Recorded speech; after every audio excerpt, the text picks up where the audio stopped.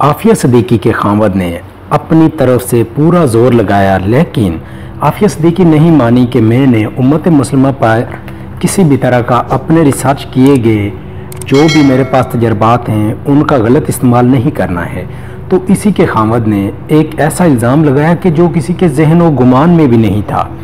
उसके खामद ने इल्ज़ाम लगाया कि अलकायदा से ताल्लुक़ रखने वाले अमर बलोची से इसकी शादी भी हुई है, जो खालिद शेख मोहम्मद का भांजा भी था, जिसने इसराइली यहूदी ज़हानिस्ट जो अमेरिका की नेशनलिटी लेकर सहाफ़ी के रूप में पाकिस्तान दाखिल हुआ था, दानियाल पर इसको कत्ल किया। लेकिन ये एक मनगढ़ंत कहानी थी, बिल्कुल इसी तरह जैसे 9/11 एक बहुत बड़ा ड्रामा था। आफिया सिद्दीकी की रिसर्च पर काम लेना चाहिए था पाकिस्तान को।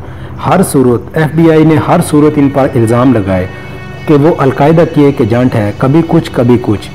जब 2003 में सदर परवेज़ मुशर्रफ ने अपनी ज़िंदगी की सबसे बड़ी गलती की, मुशर्रफ को चाहिए था जनरल ज़िया उल हक की तरह, जिस तरह उन्होंने अमेरिका को धोखे में रखा और पाकिस्तान को एटमी मुल्क बनाया, और इसी तरह इनको चाहिए था कि आफिया सिद्दीकी को अंदर खाने इनकी रिसर्च इस्तेमाल करते, पाकिस्तान के साइंटिस्ट तैयार करते। मगर परवेज़ मुशर्रफ ने इसको अमेरिका के हवाले कर दिया। इसका जिक्र वो अपनी किताब में भी कर चुके थे, लेकिन इसका जिक्र उन्होंने इस तरह किया कि बताया कि मेरी सबसे बड़ी भूल हो गई थी, जिसके बदले में मैंने आफिया सिद्दीकी को अमेरिका के हवाले किया और उन्होंने मुझे रिवार्ड भी दिए। और बाद में इनकी किताब में उर्दू तर्जुमा छुपा तो इसमें वो पेपर पैराग्राफ निकाल दिया गया। 5 साल तक किसी को न पता चल सका कि आफिया सिद्दीकी कहाँ है। इसके पीछे इसराइली थे, भारतीय भी थे, किसी तरह उन्होंने इस्तेमाल किया। ये एक दर्दनाक दास्तान है। जब आफिया सिद्दीकी को बगराम जेल तक पहुंचा दिया गया तो वहाँ पर MIT में वहाँ पढ़ने वाले हिंदू स्टूडेंट्स को यहूदी ज़ायनिस्ट ने भेजा कि वहाँ जाकर आफिया सिद्दीकी से इंट्रोगेशन करे, वो सवाल जवाब करे और आफिया सिद्दीकी के तमाम रिसर्च ले। वो आफिया सिद्दीकी से कहते थे कि तमाम रिसर्च हमें दे दो और जो सीखा है वो हमें बता दो, हम तुम्हें कहाँ इस तरह जाने दे सकते हैं। तो आफिया सिद्दीकी ने कहा कि नहीं, मैं कभी भी ऐसी रिसर्च नहीं दूंगी कि जिससे तुम लोगों को फ़ायदा हो। ये एक बहुत बड़ा रिस्क था। इसके बाद उन्होंने आफिया सिद्दीकी को कत्ल कर देना था। और दोस्तों, आफिया सिद्दीकी को पता था कि यहूदी ज़ायनिस्ट के भेजे हुए करिंदे हैं। उन्होंने साफ इनकार कर दिया। आफिया सिद्दीकी को पता था अगर उन्होंने रिसर्च दे दी तो उन्होंने बहुत ज़्यादा ख़तरनाक हथियार बनाने हैं और मुसलमानों को तबाह करना है। आफिया सिद्दीकी को इतना टॉर्चर किया गया कि बगराम जेल से छूट कर आने वाले कैदी कहते थे कि एक सेल में एक औरत कैद थी, उसकी चीखने की आवाज़ें आती थी। इन चीखों ने हमें आज भी एक दलदलाहट में धकेल दिया है और हमें एक जहनी मरीज़ बना दिया गया है। हम जहाँ भी जाते हैं वो आवाज़ें हमारे कानों में आती हैं। और तो ज़रा सोचिए कि आफिया सिद्दीकी का क्या हाल हुआ होगा।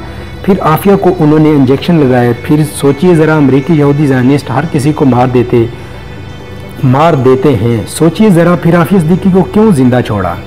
उन्होंने हर किस्म की उसको ऑफ़र की, लेकिन वो नहीं मानी, सिर्फ इसलिए कि वो एक रिसर्च लेना चाहते थे। उन्होंने ऐसे जुल्म किए कि सिर्फ और सिर्फ आफिया सिद्दीकी की हड्डियाँ और कुछ गोश्त बाकी बचा था। मगर आफिया सिद्दीकी नहीं मानी। उन्होंने कहा कि मैं इस्लाम के ख़िलाफ़ कभी नहीं जा सकती हूँ। वो अपनी तमाम रिसर्च भूल चुकी हैं, जिसकी वजह से उन्हें इंजेक्शन वगैरह, कुछ मेडिसिन, कुछ ड्रग्स दी गई। अब वो अपनी रिसर्च भूल चुकी थी, लेकिन इतनी भी नहीं भूली थी कि जितने वो सोच रहे थे।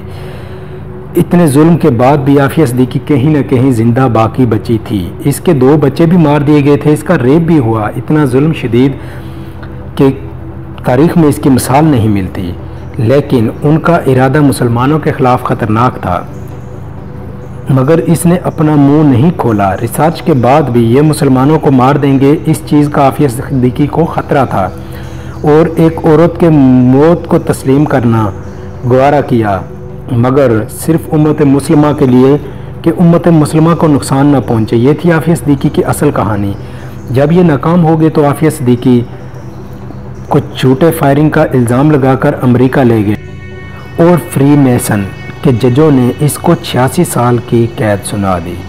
आफिया सिद्दीकी को मुशर्रफ के ख़िलाफ़ नवाज शरीफ, जरदारी और मीडिया ने खूब कैश करवाया। ये आफिया को कौम की बेटी कहते थे, मगर कभी नहीं बताते थे कि आफिया का जो रेप हुआ है اس پر جھوٹا الزام لگا ہے۔ اس کے ریسرچ ہتھیار جو کچھ بھی تھا یہ نفیس بتا رہے تھے۔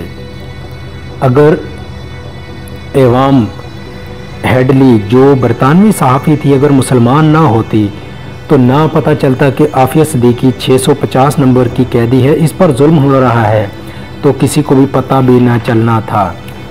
جب عمران خان نے عافیہ کے معاملے کو ایوام لیڈی کے ساتھ مل کر اٹھایا تو جماعت اسلامی نے ایسے خوب کیش کروایا کہ میڈیا عافیہ صدیقی کو پاکستانی فوج کے خلاف استعمال کر رہا تھا، جبکہ یہ خالصاً مشرف کا کام تھا۔ اب اس کی آڑ میں میڈیا آدھا سچ بتا رہا تھا اور عافیہ صدیقی کو یہ مشرف نے امریکہ کے حوالے کیا، اور پاکستانی میڈیا یہ نہیں بتا رہا تھا کہ یہ پوری فوج کا کام نہیں بلکہ خالصاً مشرف کا کام ہے، اور مشرف نے اسے امریکہ کے حوالے کیا۔ اور امریکہ نے اس کے ساتھ کیا کہ اصل مقصد کیا تھا؟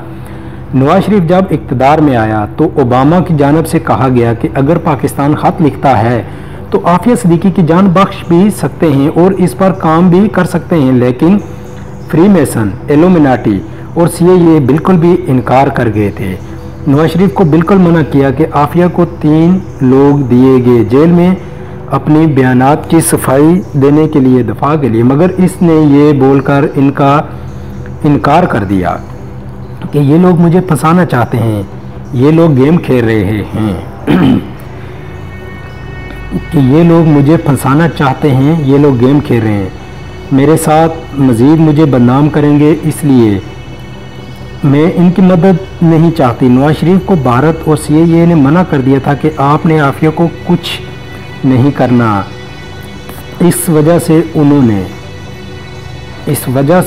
نے کچھ نہیں کیا۔ عمران خان آنے کے بعد عمران خان نے طے کیا کہ عافیہ صدیقی کو واپس لانا ہے، اس لیے کونسل کا عملہ گیا،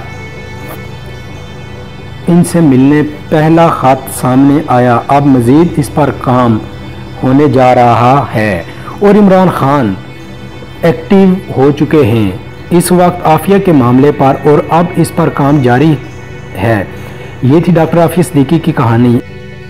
اس میں بھی ڈیٹیل طلب ہے، اگر اس پر ایک فلم بنائی جائے تو یقین کریں کہ فلم بن سکتی ہے۔ امریکہ کا جھوٹ بے نقاب ہو نہ سکا، لیکن کیس میں میڈیا نے اربوں خربوں ڈالر کمائے پاکستان کو بدنام کرنے کے لیے، کیونکہ وہ عافیہ کو پروموٹ کرتے تھے کہ عافیہ ٹیررسٹ ہے، عافیہ پاکستان کی بیٹی ہے، اس پر پاکستان کی فوج پر بھی اٹیک ہوتا تھا اور پاکستان کے بارے میں نیگیٹو خبر جاتی تھی کہ عافیہ اس کے لیے کام کرتی ہے، اس کے لیے کام کرتی ہے، لیکن نون لیگ عافیہ کے نام پہ سیاست کرتی رہی، اس کے علاوہ کوئی کام نہیں۔ اس کے علاوہ نواز شریف سچا ہوتا تو کم از کم عافیہ صدیقی کے معاملے پہ عافیہ صدیقی کے بات کرتا، لیکن وہ CIA کا بھیجا ہوا مورا تھا، تب ہی اس نے بات تک کرنا گوارا نہ سمجھا امریکہ سے عافیہ صدیقی کے معاملے پر۔ تو اگر آپ کو ویڈیو اچھی لگی